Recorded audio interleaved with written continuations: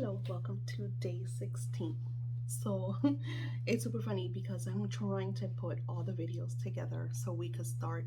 I'm doing this like right before New Year's, so everybody could start the new year, especially if they do the manifesting with the angels, or if they want to do it, any time of the year. All the videos are up. So every time I share a video before I put it listed while I'm gathering it all together and launch it all together, I see some of you guys that are watching the videos, and I think it's so cute. Like, you get the notification that I'm uploading. You're probably like, why is she uploading so many videos? Thank you. You guys are amazing. So, day 16. Beautiful day, isn't it? Ask and it will be given to you. Matthew 7:7. And the energy of 7:7 is the energy of manifestings in divinity, meaning 777 is a very rare energy, an energy that not many of you get. But once you do start seeing the 7 7s, and I'm not just saying, because a lot of people, we don't have 7 o'clock, or do we? Because you could see 717, 727, 737, 47, 57. So you could get the 7 7 energies, but it's not an energy that is easily met or seen, because you could be around 7 little animals or children, or just that beautiful energy. A lot of people just associate the energies with time, and they don't see that those synchronized numbers are in so many different ways. Now, on a small post-it note, you will write out the above Bible verse. And I always get the cutest little post-it notes. This is Star Wars. I have Hagrid somewhere around here. I don't see him right now. Here's Hagrid. I love, like I always say, giving a lot of positive energy to the things that you write just makes the magic even more intense.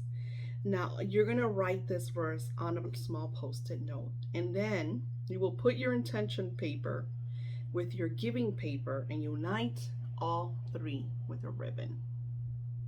That's a lot of energy. So we'll have the intention paper, then we have the giving paper that we wrote, and then you will have the post-it. Put everything together, and you are going to roll it up. You could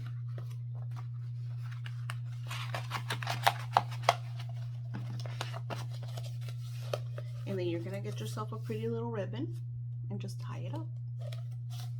Now, it says, you can add wax to seal the beautiful work you have just completed in these 3 short days. Put this note in your sacred place, or even in the Bible within the verse above. So, a long time ago, someone shared with me the power of writing intentions and putting them in the Bible. I don't share that a lot because a lot of people don't, they don't, if they're Wiccans and pagans and stuff like that, they don't believe in the power of the Bible, or they don't associate with the Bible. So I try not to add, dogma or, Christian beliefs over anyone, especially like I always say during this quest, you don't have to use this at all. You could use your personal, spiritual quote. But you are working with the angels. I had someone, I thought it was super funny. So I had someone, we had the angel magic, and they got mad because she says that it had too much Christianity in it, too much biblical stuff in it. And then I'm thinking to myself, well, it is the angels, and this is my belief. Now, don't get me wrong. The angels, the way I see them, don't have a religion, but the Bible does have a lot of energy with the angels. Now, I see the Bible as a code, not so much as the little stories that are told in it and how these dogmatic people create a lot of fear. I see it as keys. These verses are keys. Listen to this. Ask and it will be given to you. Now, I'm sure there's a lot more. We're asking through repetition, through energy, through emotions. And the angels are confirming that it will be given to you. Meaning that if you really put the homework, the effort, the action, the time into this journey, what you are asking for, you will manifest. They're guaranteeing it. You have to do the work. A lot of people, like if you're in day 16, really applaud yourself. A lot of people don't even make it to the first 5 or 7 days. And they tell me it all the time. Daisy, I couldn't do it. I don't have the time. I'm working.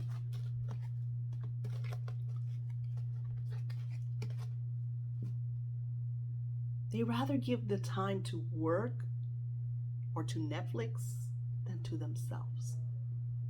What you are telling the universe is that your desires and your intentions are not important. And this is why, like the angel said on day 14 or 15, this is when it gets real. Because you have put the time, the effort, the love, the action. You're still here. You're halfway, you're beyond the halfway mark, because today is day 16. It says, allow your intuition to guide you where to put your paper. I tend to roll up my intentions and I put them on my sacred. I have a lot of altars in the house. Each one reflects different manifestations, different energies, and I will add my intentions to its corresponding altar. And then the angels ask you what messages or emotions came through today. We are always trying to get you to share yourself, your vision, especially your emotions. Because like I said to you, if you want to live richly, you have to live richly. And I know that sounds very like, well, how do I live richly? How do I live like a wealthy person if I'm not wealthy? Well, you have to take the action steps. And doesn't mean to burn all the money that you make. That is not living richly. I used to think that. That was so funny. I used to think, well, rich people buy $1 million homes and $10,000 dresses and $1,000 bags.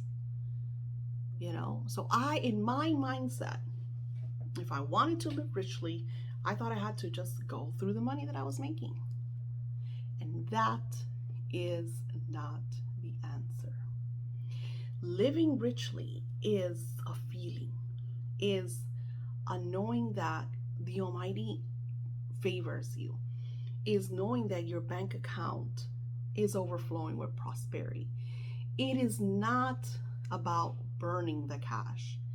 It's about manifesting more of it by respecting the energy of prosperity. Now, I don't want to emphasize on prosperity because you guys might be here for weight loss or a new baby or your soulmate, that dream wedding, a car. So I just want to emphasize that whatever it is that you are trying to achieve, there has to be a feeling, but not an exaggeration. Okay? There has to be a balance. I worked with this individual that, sadly to say, I am happy that I no longer work with this person because they were too controlling. They wanted everything to be aligned and perfect. They wanted a soulmate. And every time this individual will come into their lives, they found every flaw. And if you want a perfect person, then I suggest you try to wait for Jesus, because we all have flaws. I remember I asked her, what is the problem with this person? Well, he doesn't text me enough. not all men are on their phones. Actually, if you find a man that likes to text a lot, I would wonder why. That's how much men text. So if you are looking for someone that's constantly texting you, because I get this from a lot of the people I work with, it's just not going to happen. And I find more often than not that the reason that they want this connection all the time is because of fear. They're always afraid that their beloveds are prowling, are with other people, are giving attention to someone else, are doing things that they feel are more important than you. So no matter, and I told her that, and it wasn't even me, it was Spirit. Spirit said to her, if you continue on this path, you will never be in an actual partnership relationship, because you're always going to find flaws. You're going to be alone. And she got upset. Because she kept doing, we did 2 different rituals. They both manifested amazing men. And both times it wasn't enough. And then here's the next thing. They're new relationships. You don't know how many times I have told people, oh, you just met this person a week ago and you want to do a spell on them? No. This relationship hasn't had even the time. You're killing the seed. No, you don't want to. You want something to be manifested out of love.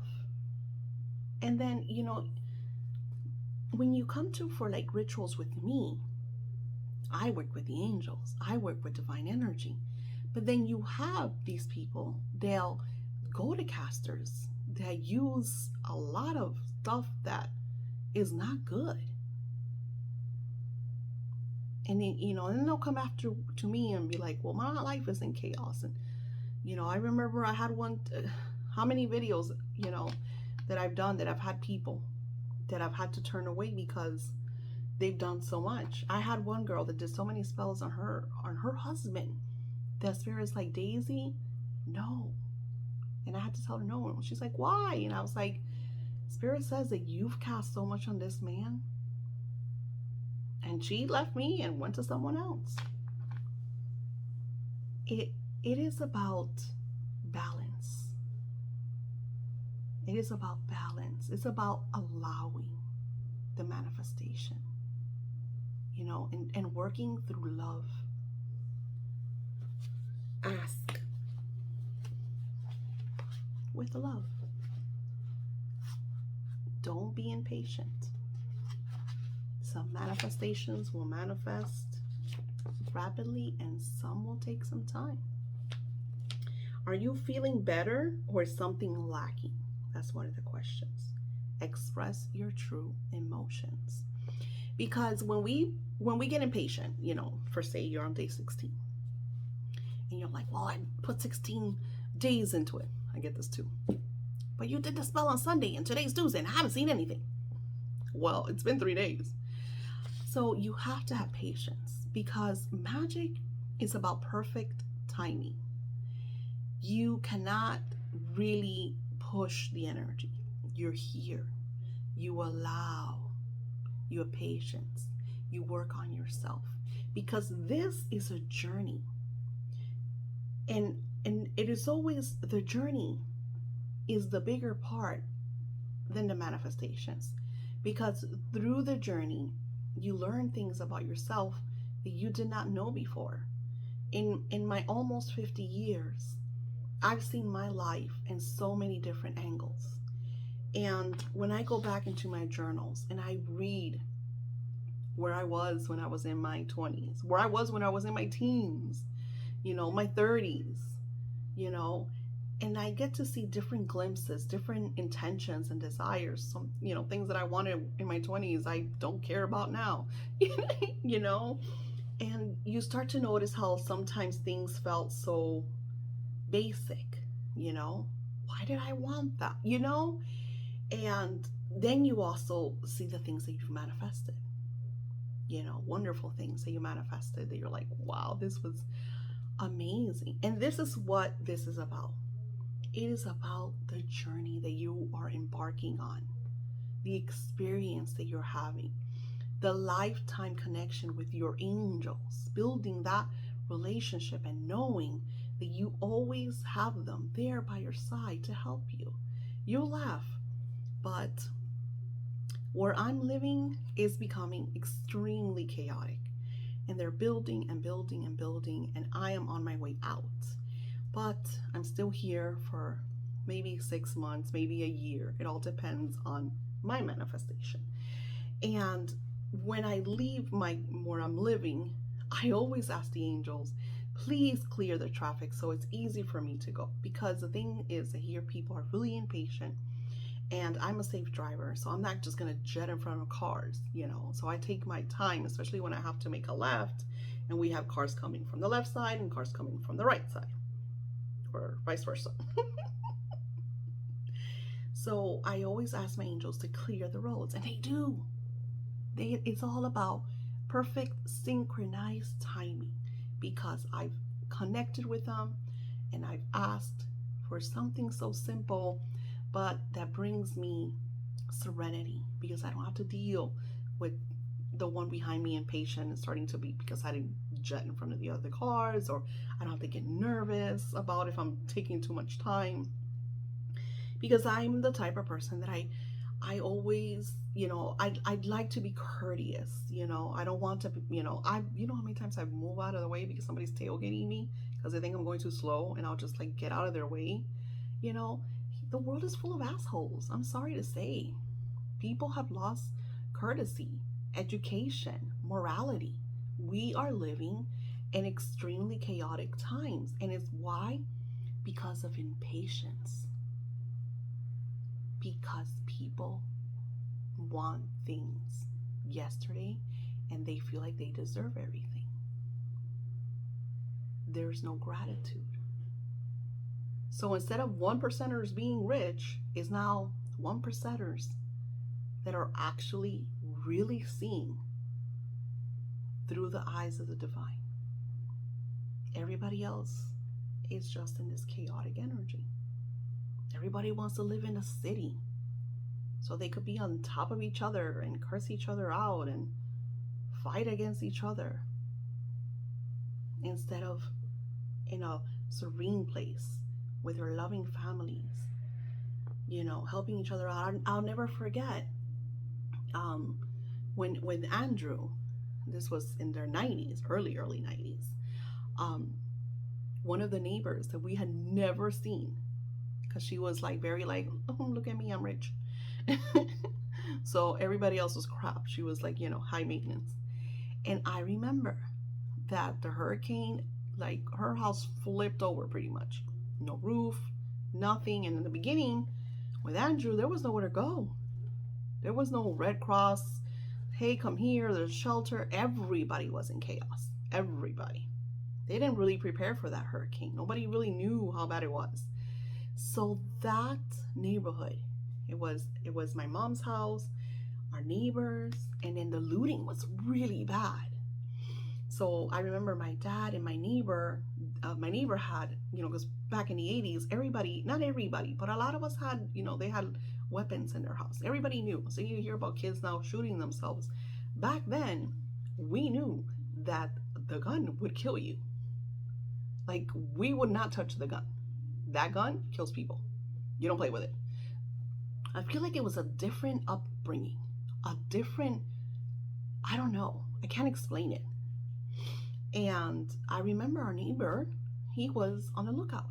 He would sleep on the roof, the part that wasn't broken, on the roof, and watch all the neighbors' houses to make sure no looters came. And he had a phone, because he had I don't know, his landline went through somewhere, because back then we all had landlines, but his landline went through somewhere because my mom lost it, the neighbor lost it.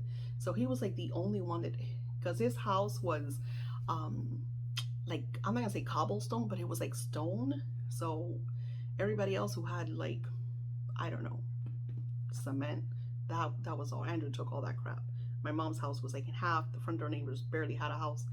But everybody came together. I remember my dad had a barbecue with a gas. It was a gas barbecue, and he would make Cuban coffee in the morning, and all the like the neighbor, the back door neighbor, the front door neighbor, my next door neighbor, they all came over because they knew that my dad was making coffee at 6 or 7 o'clock in the morning, and before all the food went bad, all the neighbors, they brought all their food, and they just started making barbecue, and it was like a coming together.